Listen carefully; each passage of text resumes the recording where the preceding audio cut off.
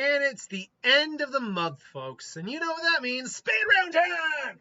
Speed round 32. To think, first off, I'm amazed. Just so you know, because I obviously get new subscribers all the time. Now with Australia cracking down on some of their YouTube subscribing for younger kids, that might go down a little bit. Whatever, it's fine. I actually only used to start out with like a week, and then like Ryan goes, no, I like doing this, and they're quick and easy. Why am I just being slow? Actually, the reason I was being so slow is because back in the day, I had a very low-grade computer for something like this. So it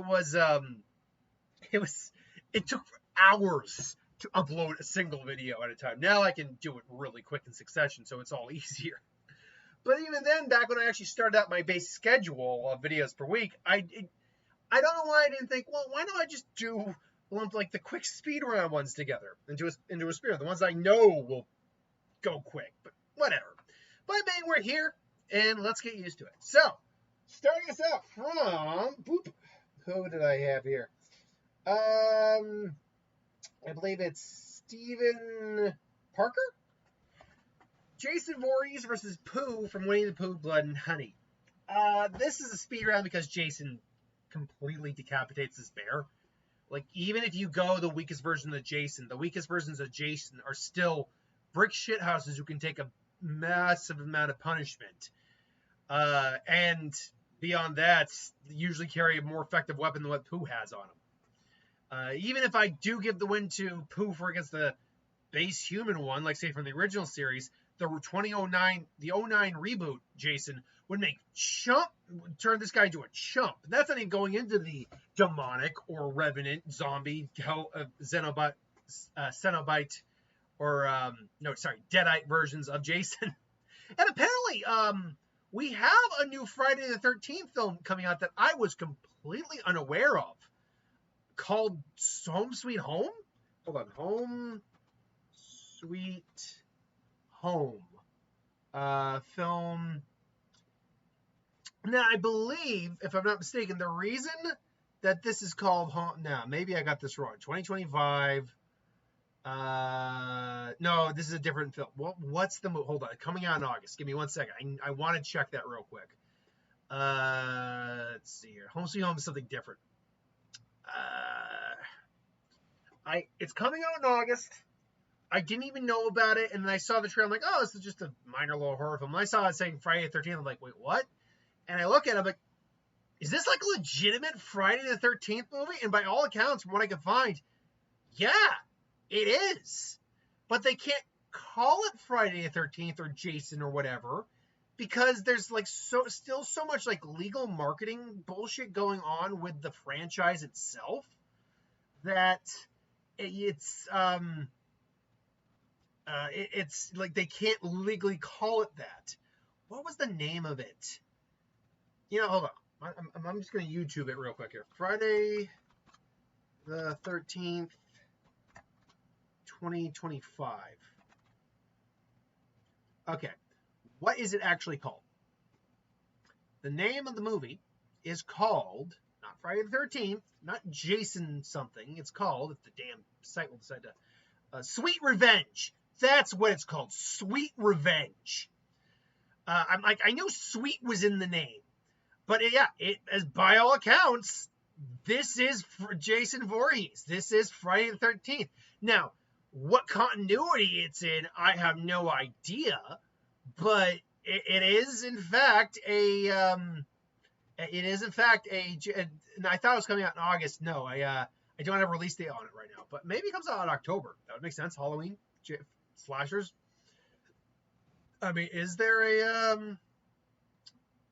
a designated release spot for it? No, I can't find one yet. Sweet Revenge, though. If you don't know about this yet, yeah, by all accounts, it's a legitimate the 13th movie. Because of the marketing and titling and stuff like that and copyright issues, they can't call it that.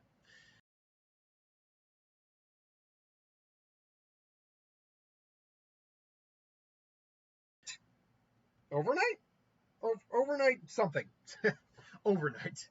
And yeah, I've done Anakin versus actually, haven't I done this one already? Thinking on that real quick. Give me a second here. I could have sworn I've done this one before.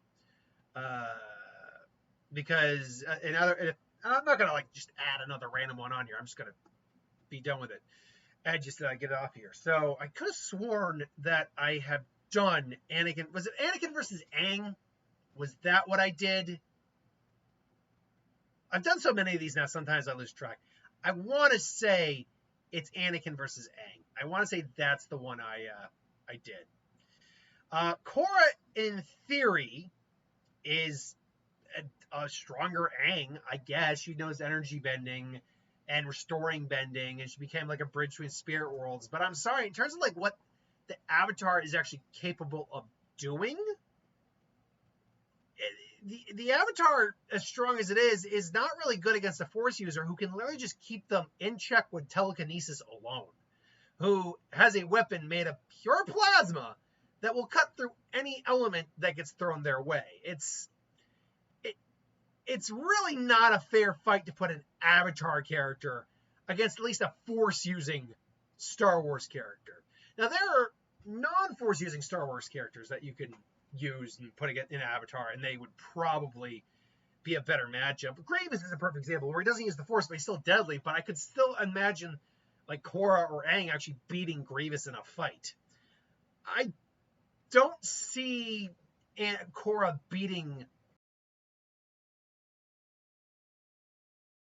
attacks. All he's got to do is move in fast with the Force augment his body, and then cut her down, or just hold her in place and cut her down. Like, it's really not that hard when you really break it down. So yeah, that one goes to Anakin. Next up from Twin Star Azog, who the name is kind of cluing us in there. As for who wins in a fight, Shigo from Kim Possible versus Azog the Defiler from The Hobbit.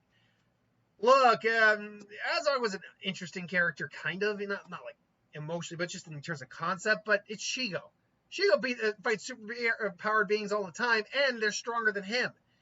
And she's got radioactive energy bullshit powers that he doesn't have. So yeah, no, he blew straight out of a fight to her. Then coming to us from, let's see here, Joshua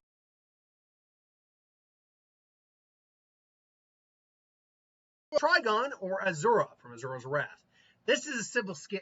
Well, again, it's not just a simple scaling issue. It's a overall ability thing. Trigon's got so many powers: magic, energy blast, disintegration, regeneration, all that, possession, cursing, and he just scales way higher than Azura, like way higher. Azura is a very impressive individual, but he is not on the level of a Trigon, who is not as strong as, say, a Darkseid, really, even though that movie implies it. I've had some people say, oh no, they fought in the movie. That movie is not canon to anything except its own universe. And therefore, either that Darkseid is weaker than the real Darkseid, or that Trigon is stronger than the real Trigon, or both. So, yeah, it's, one second, just, I think there's too much going on my screen, so the internet's being a little slow right now. Okay, there we go. Yeah, and I think there was a little lag on my side, but I think we're good now. Anywho, so, yeah, no, Trigon would make a mincemeat of Asura. Then coming to us from Keith Bennett, Bandit? Hansel? But Keith, we got who wins in a fight? Superman or Mean Supreme? And again, this is just scaling. Mean Supreme is just another variation on Super. It's just one of the Superman ripoffs, which is interesting because Image Comics also has Invincible, and Omni-Man and the Mean Supreme have actually fought. So but then again, there's also Blue Marvel, the Plutonian, Sentry. I mean, these are all Superman-esque characters.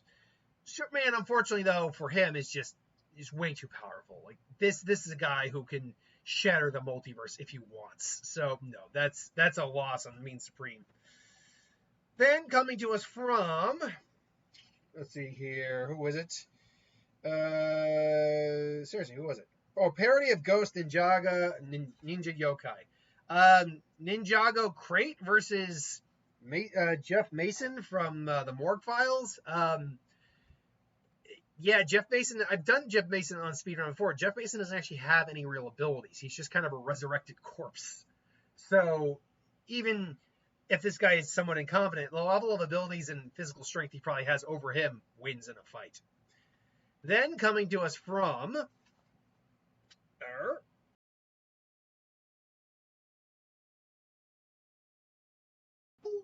still have the bow. Man, I gotta do a better job of writing these names. Carl. Who wins in a fight? Hulk versus Kong. That is no contest in any sort of reality. It's Hulk.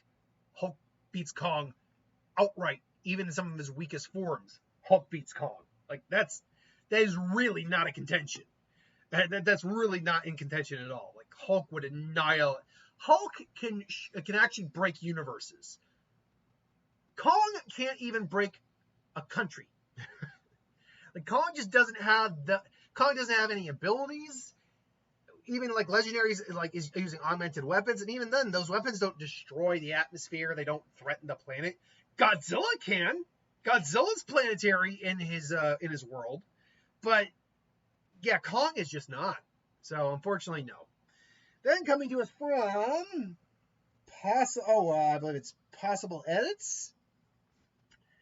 We have the question of who wins in a fight. Daybreaker from My Little Pony versus Ghost Rider. Again, level abilities, Daybreaker may have some extra abilities, but Ghost Rider's powers are just not more diverse, but in terms of what they do, like Hellfire, burning the actual soul, not just the body. Penance Stare, being able to go toe-to with someone like Mephisto, who is multiversal. Like it's a scale, and the fact that Daybreaker doesn't really have anything to hurt Ghost Rider. No holy weapons, no real holy abilities. It's unfortunate, but I would go for him, but I'd go Ghost Rider here. Then coming to us from, let's see here now, M. Charon, we have the question of who wins in a fight. The Frankenstein monster or the Creeper. This one for me is actually, this could have been a little bit more interesting depending on the variation on Frankenstein, because you do have a couple variations that are more powerful than others. Like Frank from Creature Commandos is Frankenstein's monster, but he's far tougher than the average monster. But we're looking at just the standard Frankenstein's monster, or even like Van Helsing's version, maybe Mary Shelley's, anything like that. It would be Creeper. Creeper carries weapons on him, including magically enhanced weapons. He's got a better regenerative factor. He can heal. He can fly. He is far stronger than an average man already, so he's at minimum comparable in strength to Frankenstein, if not greater than certain variations. He's more intelligent. Well, depending. Sometimes Frankenstein isn't that bright. Sometimes he's actually incredibly intelligent and well-read. But, and I'd say the Creeper's more vicious, too. So I'd go with the Creeper in this. Then coming to us from, we have versus Cooler from Dragon Ball Z. One of them is dangerous, has a lot of magical abilities. The other can blow up a planet with their finger. I'm going with the guy who can blow up a planet with their finger, because Cooler would do that too. He'd be, if he thinks he's losing, he's just going to do a cop-out, be like, boop, I can gather energy a lot faster than my brother can. You shouldn't have taken your eyes off me. Now die with this planet. And there you go. So yeah, Cooler would annihilate her. Then coming to us from, what do we got here? Wesley Veras? Or Voracious? What's the question? Was in a fight. Movie Sonic versus Ash's Sinnoh Pokemon team. I'm going to tell you right now, it's Sonic, because Sonic can move so fast, time seems to stand basically still. Except for the gods of time, there's no Pokemon that's that freaking fast. So, yeah, and then that's not even giving him the access to the Chaos Emeralds in super form, which allows him to fly into space, go Dragon Ball Z on people, and overall just be a complete tank. So, yeah, no, Sonic would blitz these guys. Literally. Then coming to us from Dragon Fist Dograi? Or Dogar or something? We have the question of who wins in a fight. Raditz, Raditz or Thrag from Invincible.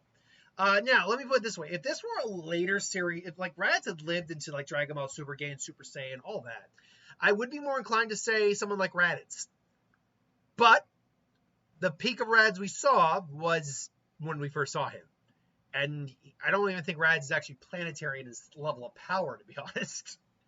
It's never actually stated. Like, Roshi, we know, can blow up the moon and therefore, in theory, the Earth. But we also know that Roshi's base power increases God knows how many times when he goes into that buff form. So that's really not a good gauge of his strength. Therefore, he actually could be stronger than Raditz when he goes all out.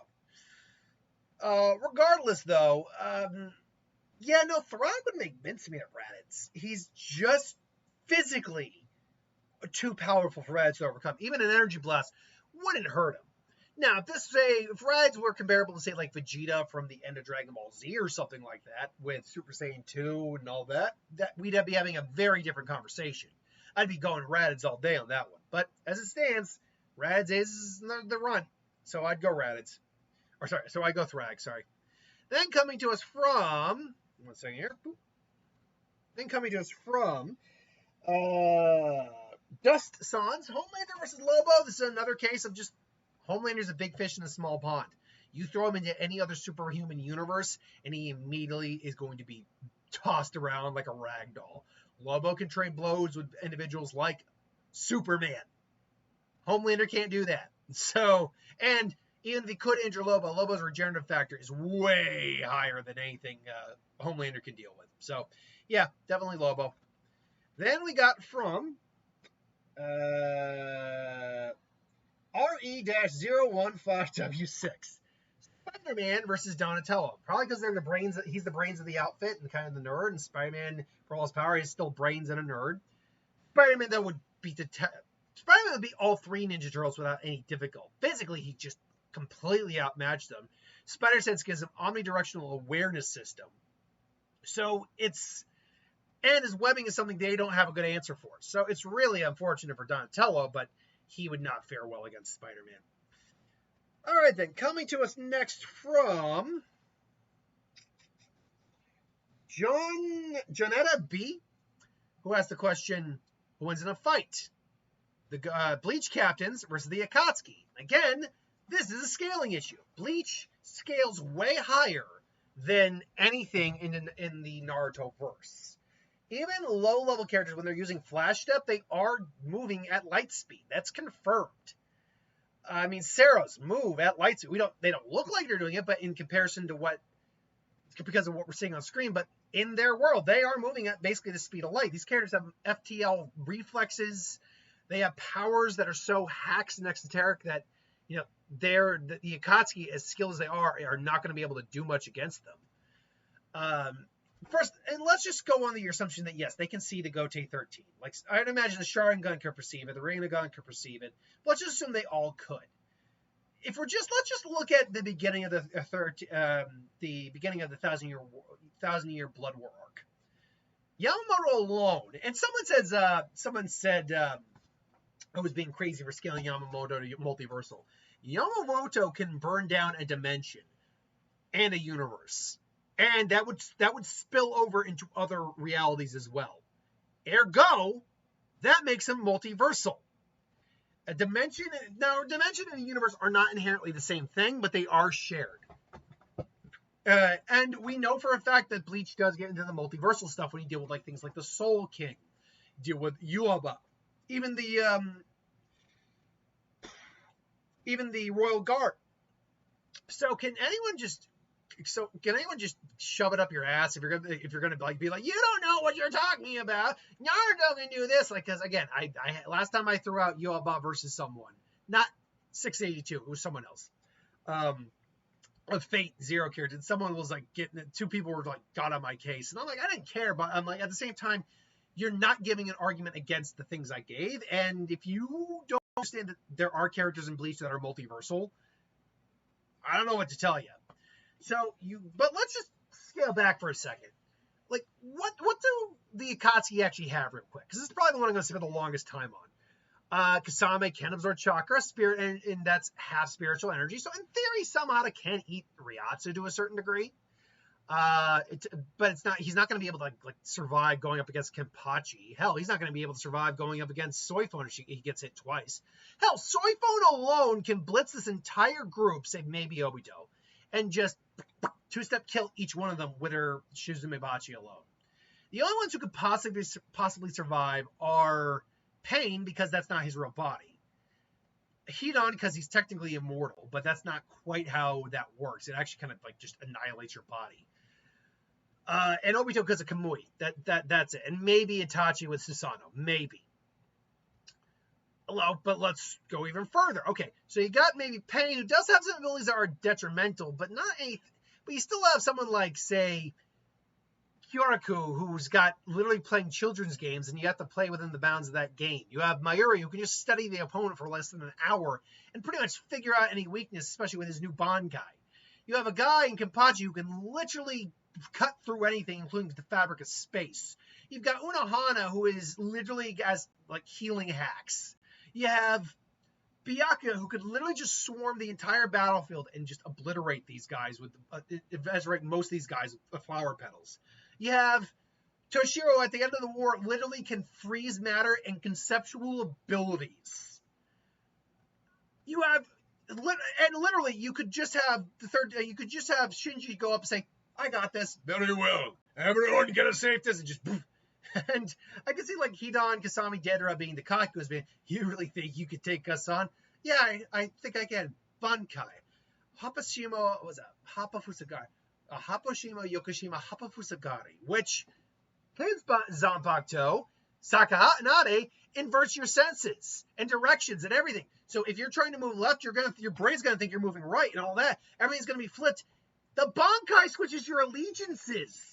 So you're literally going to just attack each other and kill each other. The only one who would survive initially is Obito. And really, just because of how fast everyone is, eventually Obito's either getting tagged or someone gets sucked into the Kamui dimension. They attack Obito. They notice Obito has to phase in there to protect himself, and they attack him that way. And honestly, they aren't even trapped really in the Kamui dimension because they can go through other dimensions. Again, Kenpachi can actually cut through freaking dimensional space. So, and then Yamamoto alone can literally just burn down all of existence if he wants. Hell, I mean, yeah, if he goes Bankai, Obito can't really absorb Yamamoto into Kamui. I've had this discussion before when I did a video on the subject. Yeah, there's suction there.